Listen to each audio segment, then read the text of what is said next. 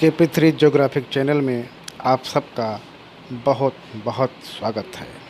आइए आज हम लोग भारत लोक और अर्थव्यवस्था इस पुस्तक के 5वें अध्याय का हम लोग अध्ययन करते हैं और 5वां अध्याय है भू संसाधन तथा इस प्रकार से आज हम लोग भू संसाधन तथा कृषि के बारे में अध्ययन करेंगे। आइए देखते हैं।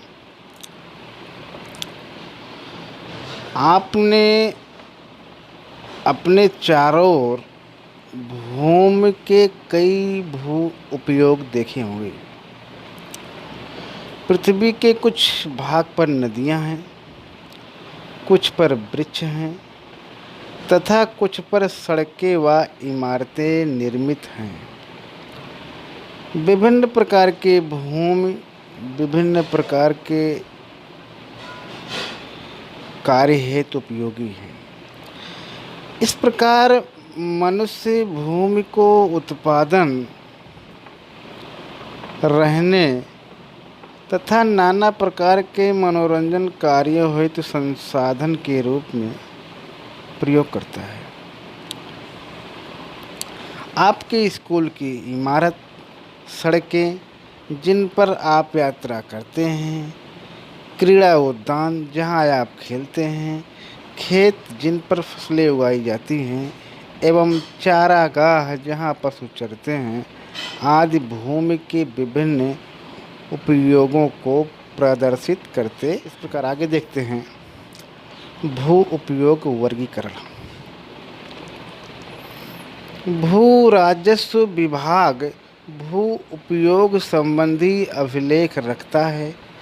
भू उपयोग समवर्गों का योग कुल प्रतिवेदन क्षेत्र के बराबर होता है, जो कि भौगोलिक क्षेत्र से भिन्न है। भारत की प्रशासकीय इकाइयों के भौगोलिक क्षेत्र की सही जानकारी देने का दायित्व भारतीय सर्वेक्षण विभाग पर है। क्या आपने कभी भारतीय सर्वेक्षण विभाग द्वारा तैयार किए गए मानचित्रों का प्रयोग किया है? भू राजस्व और सर्वेक्षण विभाग दोनों में मूलभूत अंतर यह है कि भू राजस्व द्वारा प्रस्तुत क्षेत्रफल पत्रों के अनुसार रिपोर्टिंग क्षेत्र पर आधारित हैं, जो कि कम या अधिक। कुल क्षेत्र भौगोलिक क्षेत्र भारतीय सर्वेक्षण विभाग के सर्वेक्षण पर आधारित है तथा यह स्थायी है। आप भू उपयोग वर्गीकरण के विषय में सामाजिक विज्ञान की पुस्तक कक्षा 10 में पढ़ें और भू राजस्व अभिलेख द्वारा अपनाया गया भू उपयोग वर्गीकरण इस प्रकार है, जिसमें पहला है वन के अधीन क्षेत्र और दूसरा है बंजर व व्यर्थ भूमि, तीसरा है गैर कृषि कार्यों में प्रयुक्त भूमि, चौथा है स्थायी चारागाह के लिए, पांचवा है विविधतर फसलों व उपवनों के अंतर्गत क्षेत्र, नेक्स्ट है कृषि योग्य व्यर्थ भूमि और अगला है वर्तमान प्रतिभूमि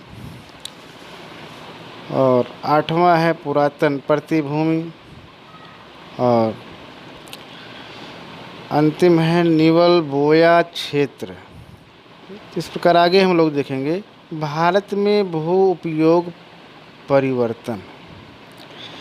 किसी क्षेत्र में भू उपयोग अधिकतर वहाँ की आर्थिक क्रियाओं की प्रवृत्ति पर निर्भर है। यद्यपि समय के साथ आर्थिक क्रियाओं में बदलाव आता रहता है, लेकिन भूमि अन्य बहुत से संसाधनों की भांति क्षेत्रफल की दृष्टि से अस्थायी है। हमें भू उपयोग को प्रभावित करने वाले अर्थव्यवस्था के 3 परिवर्तनों को समझना चाहिए, जो इस प्रकार है।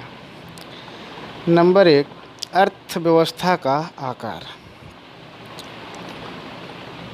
जिसे उत्पादित वस्तुओं तथा सेवाओं के मूल्य के संदर्भ में समझा जा सकता है।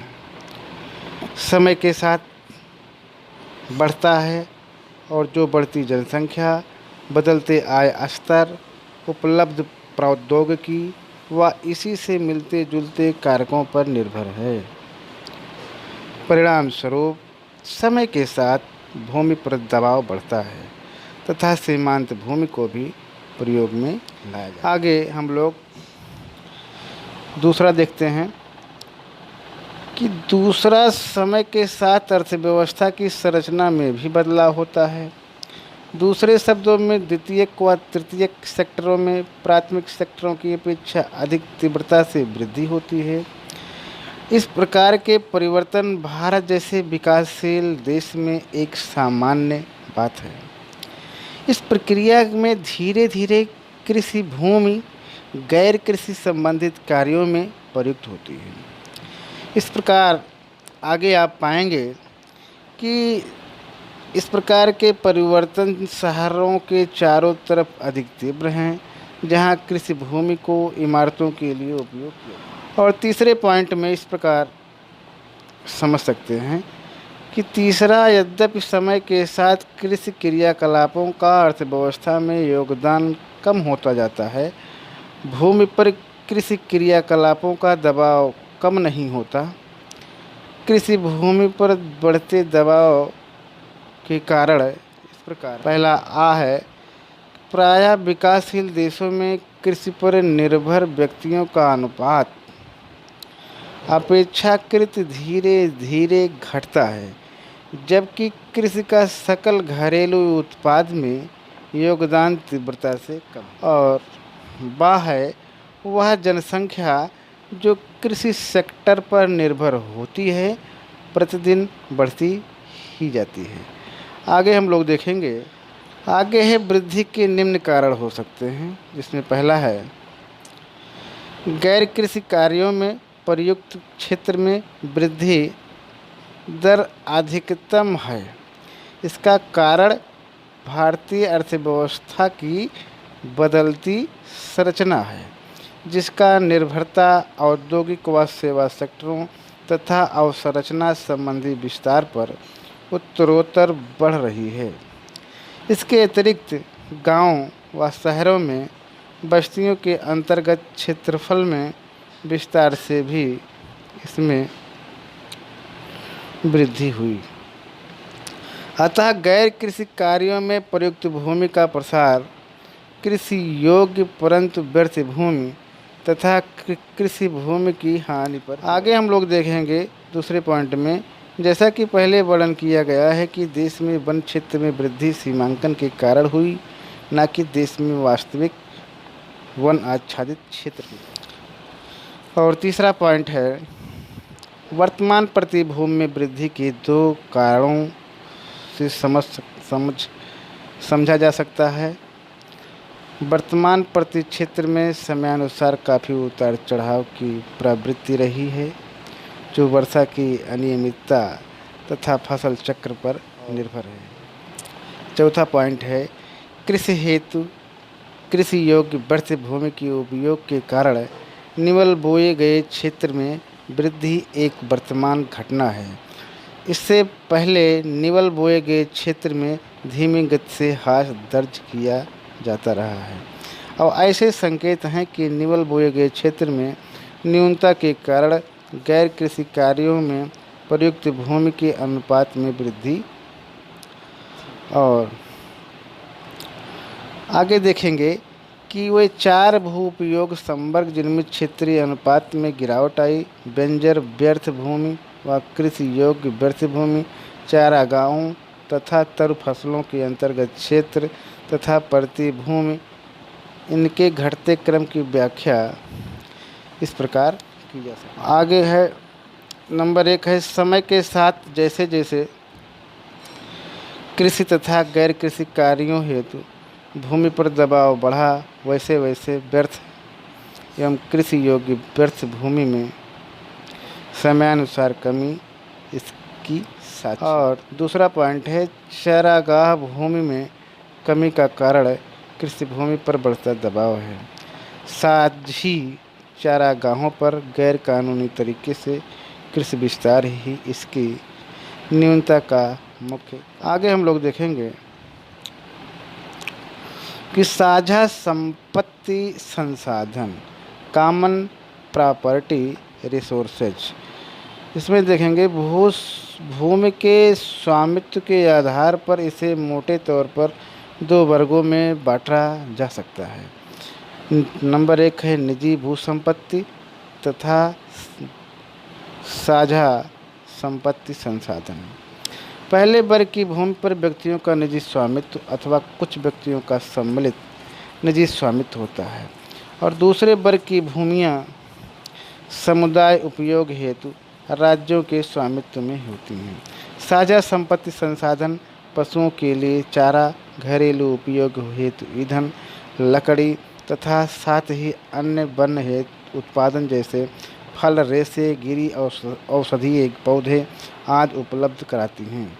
ग्रामीण क्षेत्रों में भूमिहीन छोटे कृषकों तथा अन्य आर्थिक रूप से कमज़ोर वर्गों के व्यक्तियों के जीवन यापन में इन भूमियों का विशेष महत्व है, क्योंकि इनमें से अधिकतर भूमिहीन होने के कारण पशुपालन से प्राप्त आजीविका पर निर्भर हैं। महिलाओं के लिए भी इन भूमियों का विशेष महत्व। इस प्रकार आगे हम देखेंगे कि साझा संपत्ति संसाधनों को सामुदायिक प्राकृतिक संसाधन भी कहा जा सकता है, जहां सभी सदस्यों को इसके उपयोग का अधिकार होता है तथा किसी विशेष के संपत्ति अधिकार न होकर सभी सदस्यों के कुछ विशेष कर्तव्य भी। आगे हम लोग देखेंगे भारत में कृषि भू उपयोग। भू संसाधनों का महत्व उन लोगों के लिए अधिक है जिनकी आजीविका कृषि पर निर्भर है। इसमें पहला है द्वितीयक व तृतीयक आर्थिक क्रियाओं की अपेक्षा कृषि पूर्णतया भूमि पर आधारित है। अन्य शब्दों में कृषि उत्पादन में भूमि का योगदान अन्य सेक्टरों में इसके योगदान से अधिक है।